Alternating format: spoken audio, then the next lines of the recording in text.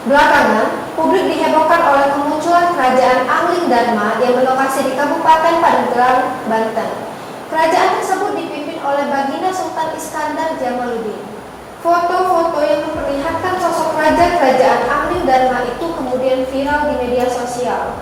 Terlihat pada foto yang ramai dibagikan, Baginda Sultan Iskandar Jamaluddin diapit oleh 4 orang wanita, 2 di kanan dan 2 di sisi kirinya.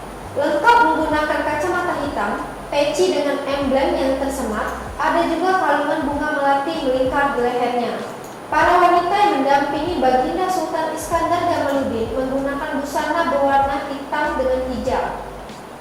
Di atas meja di hadapan tempat duduknya tersaji buah-buahan seperti anggur hitam, kelengkeng, dan jeruk. Seorang pria terlihat sujud di hadapan Baginda Sultan Iskandar Jamaluddin yang duduk di sebuah kursi ukiran berwarna keemasan. Sementara pada foto lain, terlihat gapura masuk kerajaan tersebut berdiri kokoh dan dibangun dari beton. Sedangkan untuk bangunan istana kerajaan, tampak bercat kuning hijau, mirip rumah-rumah adat Melayu dan Banten pada umumnya. Disebutkan pada kanal YouTube Arek Pati, dia dinobatkan atas dasar mimpi pada tahun 2004 silam. Sedangkan patinya atau ajudannya adalah Aki Jamil. Sementara Aki Jamil mengatakan tuannya adalah titisan dari salah satu raja Kesultanan Banten.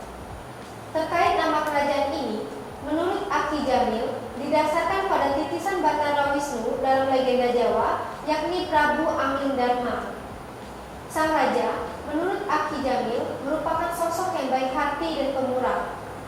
Aki Jamil mengklaim bahwa rajanya telah banyak membantu warga sekitar dengan memberikan makanan dan membantu membangunkan rumah yang layak di beberapa kecamatan di Pandeglang. Kerajaannya pun disebutnya mulai ramai disorot semenjak pembangunan rumah